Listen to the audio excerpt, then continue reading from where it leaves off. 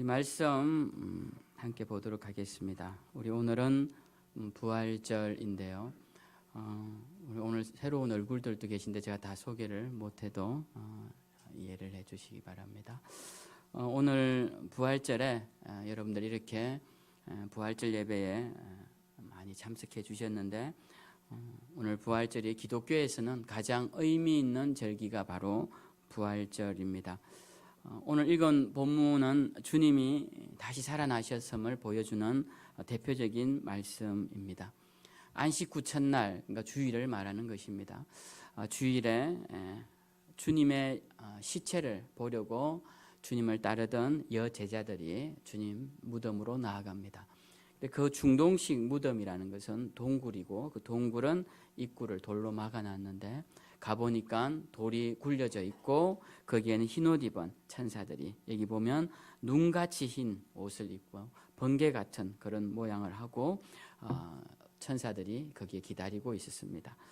거기서 이 여인들이 우리 주님 시체를 어떻게 했느냐라고 물을 때 이 천사들이 여기 누우셨던 것을 보라. 여기에는 예수가 계시지 않는다. 그분은 너희에게 약속하신 대로 살아나셔서 너희가 있는 제자들이 있는 그곳으로 가셨다라고 말하는 장면이 오늘 우리가 읽은 본문의 말씀입니다.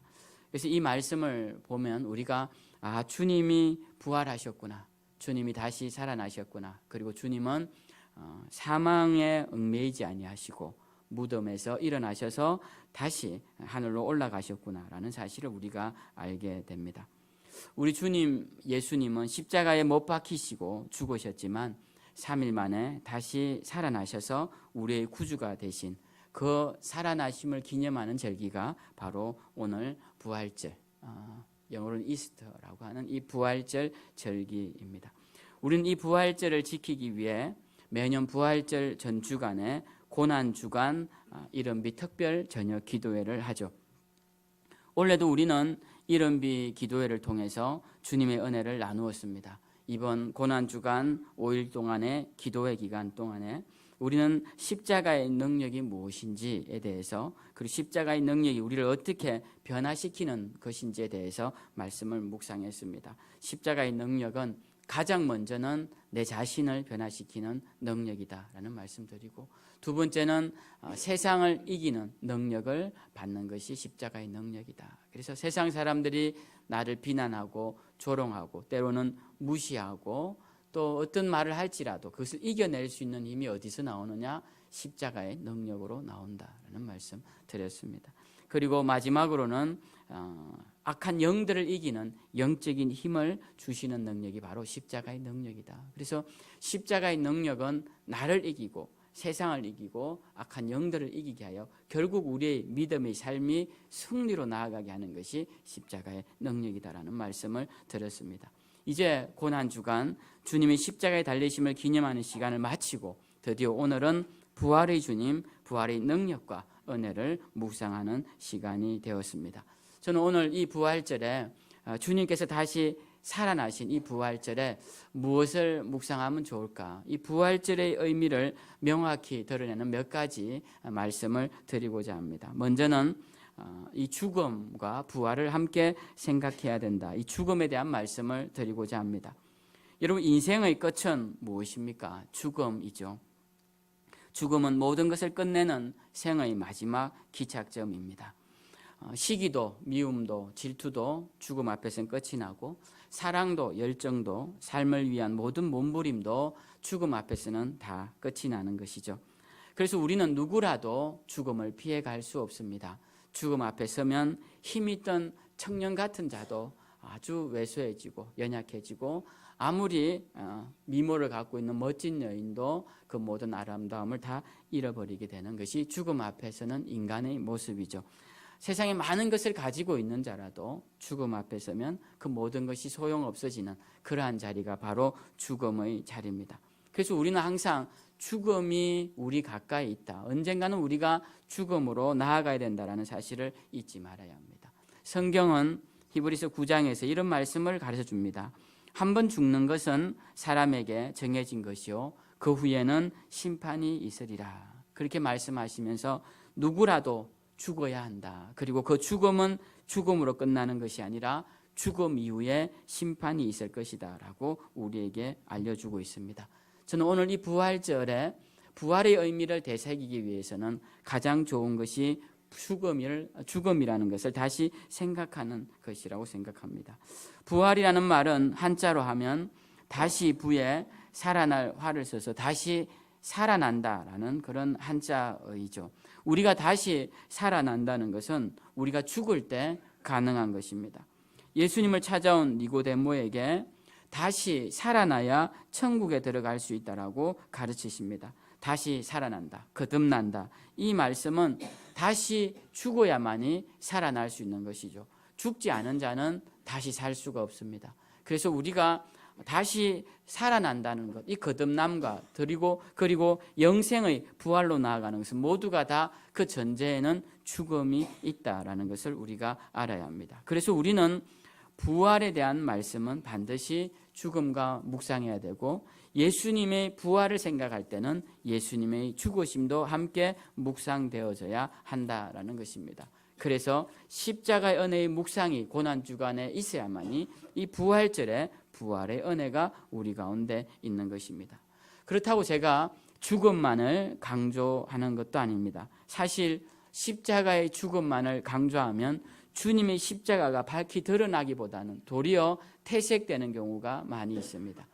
십자가의 죽음은 부활의 빛으로 비출 때 이 십자가의 죽으심은 더 명확하게 빛이 나는 것을 보게 됩니다. 제가 예를 한번 들어보죠.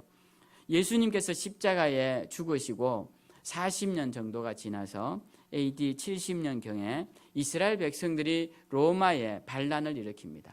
이스라엘은 지금 로마의 식민지 하에 있었는데 이스라엘 백성들이 다른 건 다 참아도 잘 못 참는 것이 성전이 회파되는 거예요. 성전에 있는 하나님의 예배가 회파되고 성전, 그 신전이 더러워지는 것을 용납지 못합니다. 그런데 그곳에 돼지 머리가 서고 돼지 피가 뿌려지고 정말 하나님 믿는 이 유대인들이 가장 싫어하는 행위들이 일어나자 이들이 반란을 일으킵니다. 로마를 향해 반란을 일으켰지만 그 힘이 전혀 이겨낼 수 없는 미미한 힘이죠. 그래서 결국은 그 전쟁에서 지게 되는데, 질 수밖에 없는데, 이 로마가 이스라엘을 정복하기 위해서 예루살렘 성을 3년 동안 이렇게 포위를 합니다. 예루살렘은 고지가 높고 또 성도 높아서 들어가기가 어렵습니다. 그래서 그 주변에 토성을 쌓고 아예 사람들이 나오지 못하게 바깥에서 기다립니다. 그러니까 그 안에서 3년의 시간 동안 사람들은 굶기도 하고 또 도망도 가고 또 항복하자고 이런 말도 많이 나오게 됩니다. 결국 그 안에서 서로 대립되게 되고 내분이 일어나는데요. 그게 두 파로 나누어지게 됩니다. 끝까지 싸워야 한다라는 열심다운 가격파들이 나오고, 또 한편에는 지금이라도 항복하자라는 온건파들이 나옵니다. 그런데 이 과격파들이 온건파들을 이기게 되고, 이들은 도시를 탈출하려고 하는 사람들을 붙잡아서 무엇을 하느냐 하면 십자가에 매달아 죽입니다. 그래서 그 예루살렘 성이 함락된 후에 보니까 그 십자가에 매달려 죽은 유대인들이 10,000명이나 가까운 많은 사람들이 죽었더라는 거예요. 우리는 십자가에 달리신 분이 주님과 그 옆에 있는 강도 정도만 알지만, 예수님이 죽으시고 한 30년, 40년이 지나 로마에 졌을 때 그때 봤더니 10,000명 되는 사람들이 이미 거기서 십자가에 다 달려 죽어 있더라는 것입니다. 그리고 그때 이제 성이 완전히 점령될 때 그 안에 110만 명 정도의 사람들이 죽었다고 해요. 그러니까 수많은 사람들이 죽었고 또 수많은 십자가의 죽음들이 거기에 널려져 있었다라는 것입니다. 우리나라도 이와 비견해서 참혹하기로는 뒤지지 않는 역사를 가지고 있죠. 우리 역사에도 수많은 죽음들이 있습니다. 거기에는 마땅한 죽음들도 있고, 또 어떤 죽음은 독립을 위하여서 거룩한 희생을 한 의로운 죽음들도 많이 있습니다. 우리가 만약 죽음에만 초점을 맞추고 예수님의 십자가의 죽으심만 초점을 맞춘다면 예수님의 십자가의 죽음은 다른 많은 사람들의 죽음과 다를 바가 없다라는 것입니다. 그래서 예수님의 십자가의 죽음은 반드시 이 죽음을 비추는 빛이 있어야 되는데 그 빛이 바로 부활의 빛이다라는 것이죠. 부활의 빛이 비춰질 때 십자가의 죽으심의 의미가 참된 의미가 되살아나게 되는 것입니다. 우리에게 예수님의 죽음이 의미 있는 것은 우리 죄를 위해 죽으셨다는 것에 가장 중요한 의미가 있지만 그와 더불어서 그분이 그 죽음을 이기시고 살아나셨다는데 그 의미가 크다라는 것입니다. 만약 주님이 죽으심으로 끝났다면 우리도 죽음으로 끝나는 인생을 살아야 할지 모릅니다. 그러나 주님은 죽음의 권세를 이기고 살아나셨기 때문에 우리도 죽음의 권세를 이기고 살아날 소망을 갖게 되었는데 그것이 바로 예수님의 부활이 주는 참된 의미다라는 것입니다. 예수님의 부활은 우리에게 참으로 중요합니다. 예수님은 누구나 죽는 그러한 죽음으로 삶을 끝내신 분이 아닙니다. 그분은 우리를 위해, 인류를 위해, 하나님의 백성을 위해 죽으셨지만 죽음을 극복하시고 우리를 영원한 생으로 이끌어 주신 분이십니다. 바울은 고린도전서 15장에서 주님의 죽으심에 대해서 이렇게 이야기합니다. 만일 그리스도 안에서 우리가 바라는 것이 다만 이 세상의 삶뿐이면 모든 사람 가운데 우리가 더욱 불쌍한 자이리라. 만약 우리가 주님의 죽으심만 생각하고 죽으심만 따라간다면 우리는 불쌍한 자일 것이라는 거예요. 그런데 우리에게는 다시 살 소망이 있기 때문에 우리는 이 땅의 삶이 아니라 하늘의 소망을 두고 참된 가치를 향해 나아가게 된다는 것입니다. 그래서 우리 그리스도인들은 부활을 소망하는 자입니다. 영원히 사는 것을 소망하는 자들이 아니라 부활을 소망하는 것이요. 부활로 나아가기 위해서는 우리는 죽음이라는 그 깊은 강을 통과해야 되는데 그 죽음의 강 앞에 우리 주님이 기다리고 계실 것이라 저는 확신합니다. 얼마 전에 장례식이 있어서 설교를 하게 되었는데요. 거기서 제가 시편 23편 말씀을 가지고 설교를 하면서 이런 말씀을 드렸습니다. 주님의 지팡이와 막대기가 나를 안위하시나이다. 이 말씀을 가지고 주님은 우리가 사망의 깊은 골짜기를 지날 때 그곳에서 주님의 지팡이와 막대기로 그 사망의 골짜기를 지나게 인도하시는 분이다. 우리는 아무도 먼저 가신 고인의 죽음의 자리를 대신할 수 없고 그 길을 안내할 수 없지만 우리 주님이 지팡이와 막대기로 안위하실 것이니 두려움 없이 염려 없이 그때 어머님이 돌아가셨는데 어머님을 주님께 맡겨드리면 좋겠다라는 설교를 드린 적이 있습니다. 지금도 마찬가지입니다. 우리가 주님의 부활을 믿는다는 것은 죽음이 없는 그런 죽음도 만나지 않는 그런 세상으로 가는 게 아니라 주님을 믿음으로써 우리는 죽음의 강을 건널 수 있는 힘을 얻게 되고 그 죽음의 강을 건넌 후에 우리는 영원한 삶으로 부활하여 주님께 영광 돌리는 아름다운 삶을 살아갈 수 있다는 것입니다. 그래서 우리는 그 부활의 소망을 갖고 살아가야 합니다. 그 부활의 기쁨을 소망하며 살아가야 합니다. 그런데 우리가 부활로 나아가기 위해서는 우리에게 반드시 필요한 과정이 있습니다. 주님이 부활하시기 위해 십자가에 죽으셨듯이 우리도 죽는 과정이 필요하다는 겁니다. 육체의 죽음뿐만 아니라 우리의 죄로 인한 죽음, 죄에 대한 죽음의 자리가 우리에겐 필요하다는 것이죠. 그래서 사도 바울은 이런 고백을 합니다. 형제들아 내가 그리스도 예수 우리 주 안에서 너희에 대한 나의 자랑을 두고 단언하노니 나는 날마다 죽노라 이렇게 말을 합니다. 그가 날마다 죽는다라는 것은 날마다 산다는 말의 다른 표현인 것이죠. 내가 날마다 죄에 대해서 죽고 날마다 예수 그리스도에 인하여 다시 살아난다라는 십자가의 죽음과 부활에 대한 소망을 함께 언급하고 있는 말씀입니다.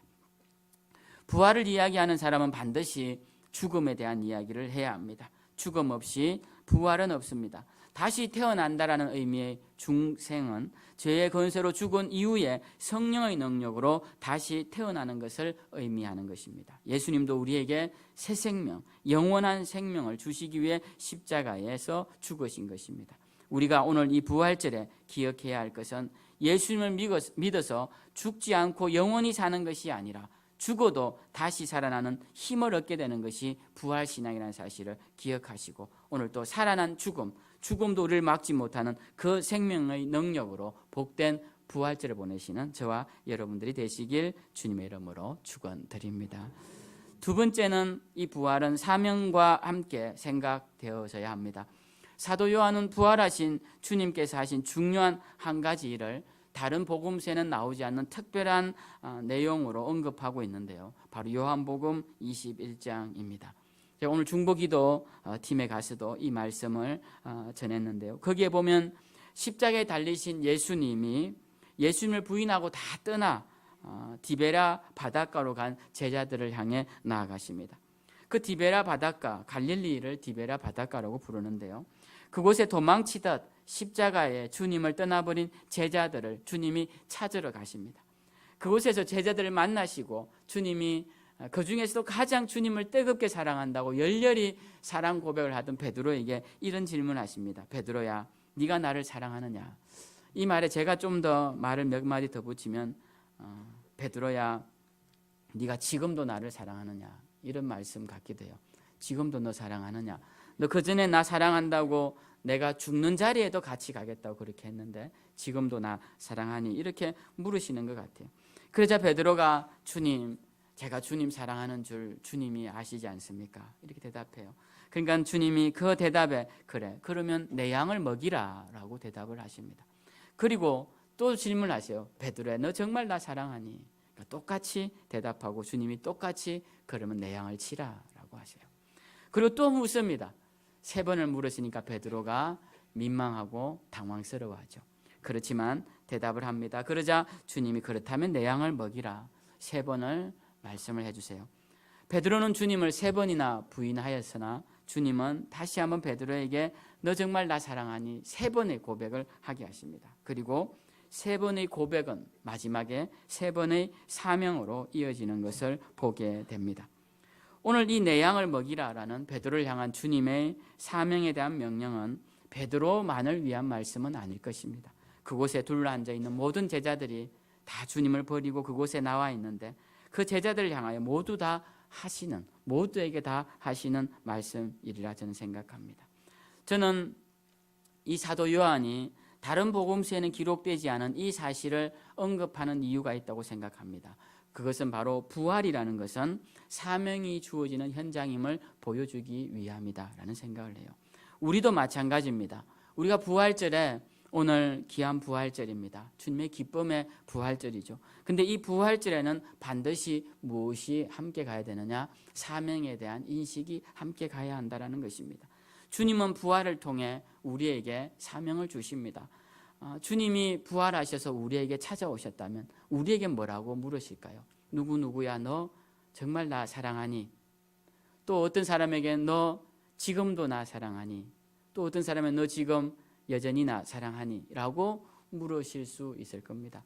그럴 때 우리는 어떻게 대답해야 될까요? 주님 사랑합니다. 저라도 그렇게 대답할 것 같아요. 주님, 저 주님 사랑합니다. 그러면 주님 뭐라고 하실까요? 그래, 네가 날 사랑한다면 내 양을 먹이라, 이렇게 말씀을 하실 것입니다. 부활의 아침에 부활하신 주님을 만나는 그 자리에는 그 부활하셨다는 사실로 인한 기쁨과 더불어서 부활의 주님으로부터 오는 사명이 있는 자리다라는 것입니다. 그래서 우리는 부활하신 주님을 만나는 것으로 그걸로 다 됐습니다 라고 하면 안 될 것입니다. 부활하신 주님을 만나는 자들은 사명이 있어야 합니다. 사명이 주어져야 합니다. 사명이 없는 자들은 시련이 오고 환란이 올 때 툭하면 베드로처럼 이렇게 디베라 바닷가로 고기 잡으러 갑니다. 사명에 충실하지 않은 자들은 내 그만하면 되지, 난 그냥 옛날에 잘하던 것 있는데, 그렇게 하면서 그 분노와 슬픔, 세속의 바닷가로 내려가게 되는 것이죠. 그렇기 때문에 우리는 사명을 잃지 말아야 합니다. 사명을 늘 기억하며 사명의 자리에 서 있어야 하는 것입니다. 참치 이야기를 예전에 한번 드린 적이 있습니다. 참치는 잘 때도 움직인다라는 말이 있어서 한번 찾아보니 참치가 정말 한시도 움직이지 않는 시간이 없는 것을 없다고 하더군요. 참치가 왜 그렇게 계속 움직여야 하는가라고 봤더니 참치 아가미에는 근육이 없답니다. 다른 생선들은 이렇게 아가미를 벌렸다 닫았다 할 수 있는데 얘들은 딱 붙어 있어요. 딱 붙어 있어서 힘을 이렇게 스스로 아가미질을 할 수가 없습니다. 아가미질을 해야 물을 받아들여서 그 아가미를 통해 산소를 얻을 수 있는데 그렇게 못하니까 얘들이 입을 벌리고 앞을 향해 나아가면 그 물이 입으로 들어와서 아가미 옆으로 빠져나가면서 아가미에서 산소를 포집하는 그런 몸을 갖고 있다고 합니다. 그래서 참치는 살아있는 동안 헤엄을 쳐야 한대요. 그렇지 않으면 살 수가 없답니다.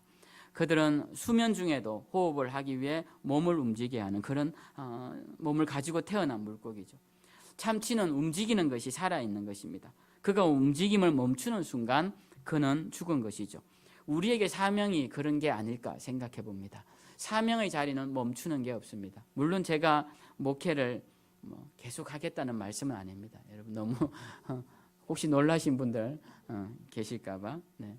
못 들으신 분들은 다행이고 지금 잠에서 빨리 깨십시오. 못 들으신 분들은. 자, 우리가 사명은 생명이 다하는 날까지 계속해야 되는 것이죠.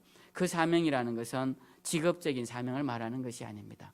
우리의 사명이 있습니다. 여러분들에겐 다 사명이 있죠. 어떤 분들에게는 기도의 사명이 있습니다. 그런 기도의 사명을 갖고 있는 분들은 언제까지 기도할 수 있습니까? 죽을 때까지. 호흡이 있을 때까지는 기도할 수 있죠. 그래서 우리의 생명이 다할 때까지 할 수 있는 게 기도입니다. 또 복음 전파도 우리의 팔다리에 힘이 있을 때면 할 수 있습니다. 자녀들을 데려다 놓고 죽기 전에라도 믿지 않는 자녀들에게 복음을 전할 수 있죠. 제 친구 얼마 전에 또 장례가 나서 요즘 장례가 많이 나는 것 같아요. 이번에 이제 거기는 그냥 위로 방문만 했는데 그 친구가 어머니 이야기를 하면서 어머님이 돌아가셨는데 아버지는 더 일찍 돌아가셨대요. 26세 돌아가셨다고 하더라고요. 근데 어머니가 시집을 오셨는데 너무너무 고생을 한 이야기를 하는 겁니다. 너무 고생을 한. 친구 이야기지만 제가 잠깐 이야기를 하면 전라도 광주에 어머니가 이제 친정인데 그 광주에서 아주 시골에 살았대요. 이 친구가 가보니까. 근데 그곳에 밥도 잘 못 먹고 가난하게 사니까 장돌뱅이가 그곳에 왔다가 어머니 아버지한테 친정 아버지한테 충청도에 아주 부잣집이 있는데 거기 시집 가면 굶지는 않을 것이다. 그렇게 해서 장돌뱅이를 따라 시집을 왔대요.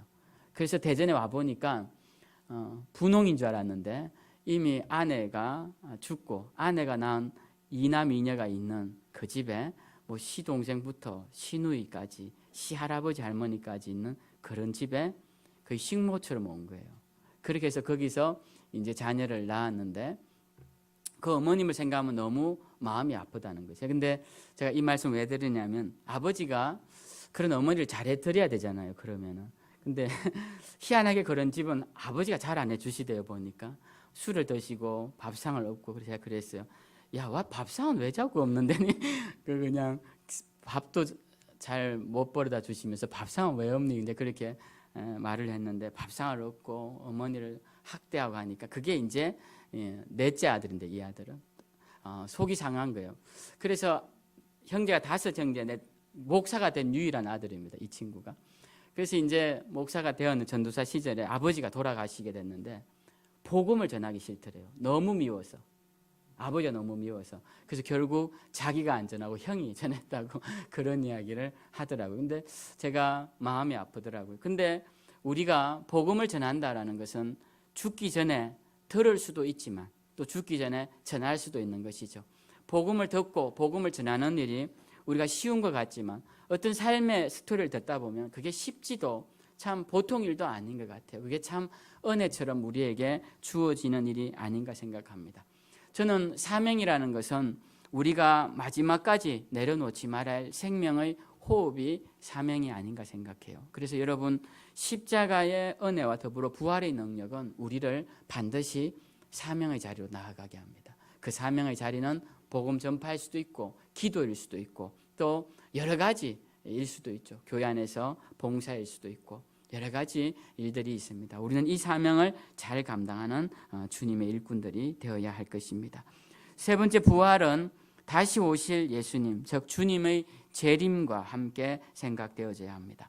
사도행전 1장 9절에서 11절에 보면 너희 가운데서 하늘로 올려지신 이 예수는 하늘로 가심을 본 그대로 오시리라. 이렇게 주의 천사들이 이야기하는 장면이 나옵니다. 주님이 부활하시고 40일 동안 제자들과 함께 계신 후에 하늘로 올라가시는데, 승천하시는데, 그것을 제자들과 많은 주님의 무리들이 보게 됩니다. 그때 천사들이 너희들이 보고 있는 이 예수는 본 그대로 다시 하늘에서 너희에게 내려오실 것이다 라는 말씀을 주십니다. 주님은 다시 오시는 분이시죠. 주님은 부활하셔서 하늘로 올라가신 후에 우리를 데리러 다시 오실 분이요, 우리가 다시 만나야 할 분입니다. 요한복음 14장에 보면 주님이 십자가에 달리시기 전에 제자들이 십자가에 죽으신다는 말을 듣고, 주님이 죽으신다는 말을 듣고 막 근심을 해요. 그러자 주님이 이렇게 위로합니다. 너희는 마음에 근심하지 마라.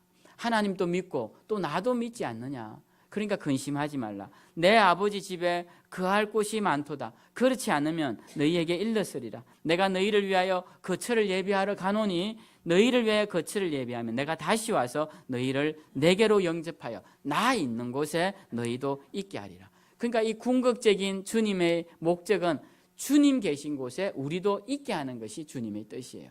그러니까 부활의 주님을 만난다는 것은 주님과 함께 한다는 것에 기쁨이 있어야만이 부활의 능력이 우리 것이 되는데, 주님과 함께 하는 것에 대한 기쁨이 없다면 부활이라는 의미도, 십자가라는 의미도 우리에게는 소용이 없는 것이라는 거예요.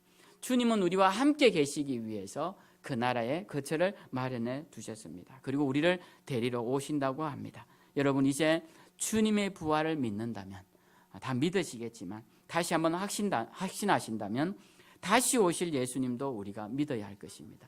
저는 이 자리에서 좀 생소한 말씀이긴 하지만, 여러분, 주님이 다시 오실 것보다 더 기대해야 될 것은 여러분들이 주님 만나러 가는 것입니다. 그래서 죽음의 자리는 우리가 주님을 만나러 가는 거예요. 주님이 오시기 전에 우리가 먼저 주님을 만나러 가는 자리가 죽음의 자리입니다. 오늘날 한국 기독교에서 주님 오신다 해서 종말신앙 갖고 많은 사람 영혼을 미혹해서 제가 드리는 말씀인데, 그런 말씀에 너무 현혹되지 마시고 차라리 주님 오시기 전에 내가 주님 만나러 갈 수 있다라는 사실을 우리가 기억하시고, 중요한 것은 주님 만나는 것에 소망을 두고 살아가는 우리 모두가 되어야 할 것입니다. 이제 말씀을 맺길 원합니다. 2023년도 부활절을 맞이하며 우리는 주님의 부활과 함께 그분의 죽으심도 함께 생각해야 합니다. 십자가 없이는 면류관도 없다라는 말처럼 우리 위에 죽으신 그 십자가의 죽음과 우리를 영원한 생명으로 인도하시는 부활의 능력은 십자가와 부활이 함께 공존할 때 우리에게 이루어지는 것임을 기억하시고, 오늘도 십자가의 은혜와 부활의 능력이 우리 가운데 가득하시길 주님의 이름으로 축원드립니다. 또한 부활의 이 아침에 주님이 주신 사명을 기억하는 우리들이 되어야 할 것입니다. 우리의 사명은 우리 생의 의미가 되어야 할 것입니다. 삶의 가치가 우리의 사명이 되어야 할 것이고, 그래서 사명을 위해 고난을 당한다면 기뻐하시고, 사명을 위해 헌신한 일들이 있다면 하늘나라 상급으로 우리에게 갚아질 것임을 기억하시고 사명 잘 감당하는 우리 모두가 되기를 부탁을 드립니다. 또한 부활하신 주님이 다시 우리 가운데 오실 것을 기억하면서 이 땅에만 소망을 두고 살아가는 자들이 아니라 주님 만날 그날을 소망하며 하늘에 소망을 두고 살아가는 진정한 하늘에 속한 자들, 하늘 백성들이 다 되시기를 주님의 이름으로 축원드립니다. 우리 이 시간 다 일어나셔